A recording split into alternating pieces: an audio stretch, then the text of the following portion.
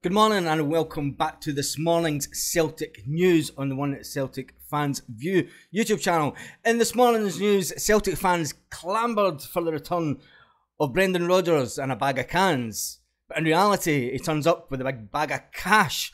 Yes, that's tongue-in-cheek. Anyway, in this morning's Celtic FC news, it looks like Celtic might get their way with one potential incoming player. There was a report last night, and this is why I'm taking the minutes out of them this morning. There was a report last night, and one paper in Scotland tried to float an exclusive that Rangers were set to offer Celtic their 700 seats back after being locked out.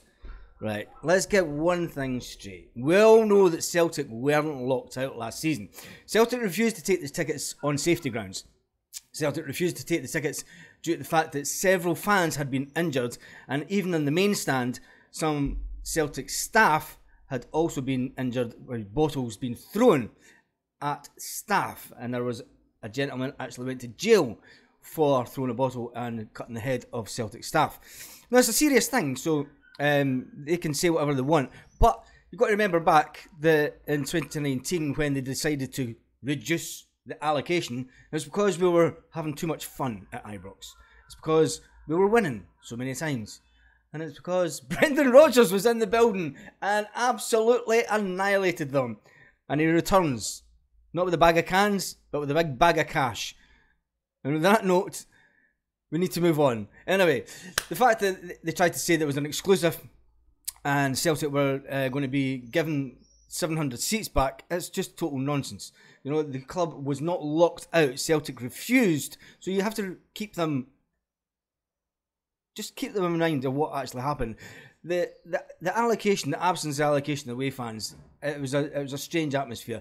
And let's face it, they shat it. They shat it and reduced their allocation because we were winning so many times.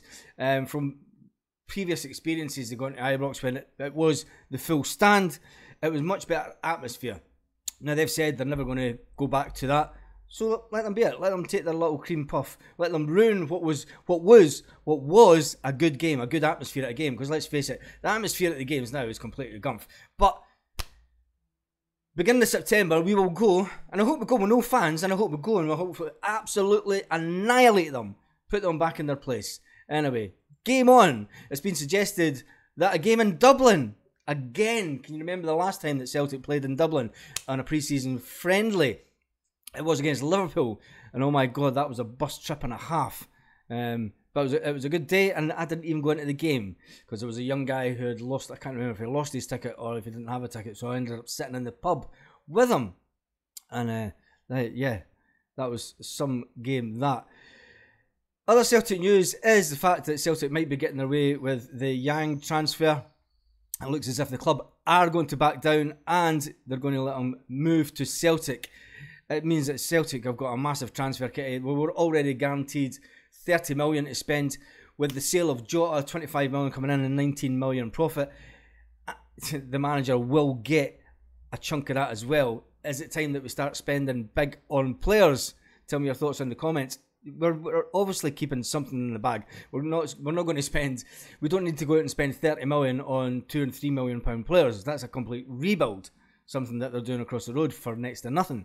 The fact that the 21-year-old is desperate, Yang is desperate to sign for Celtic. The fee is said to be agreed with the club, and Brendan Rodgers signing, his third signing, is on his way in the door. The Scott McTominay thing, I don't think will happen. Rio Hatate looks as if he's going to stay. Other players, Leila Bada, I think he actually might stay as well. I think you're going to actually see the Brendan Rodgers effect taken in. There was a lot of comments on the channel yesterday. If you go back and read them, there was a lot of comments saying that after Matt O'Reilly come out and says that it was a bit more of a pleasant workspace because they're all excited in the fact that the manager is a bit friendlier, can we say.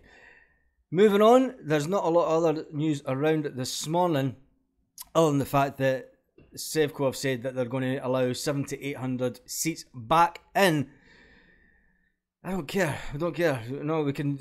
It was actually, the atmosphere was probably better at Celtic Park without them.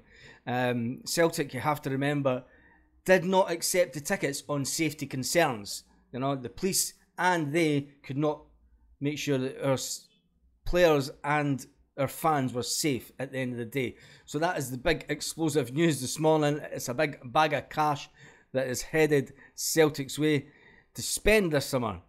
Celtic need to start spending the money. Let's face it, we just need to start spending the money. We've obviously got Marco in. We've got big Odin the warrior. I hope he turns out to be a big warrior. And just start getting some big names in Celtic. Start laying down the marker. That's all we want. That's all we want. So that's it for this morning's Celtic FC news. There should be an update later this afternoon. With that note, have a great day, Celtic fans all around the world. I want Brendan Rodgers and a big bag of cash.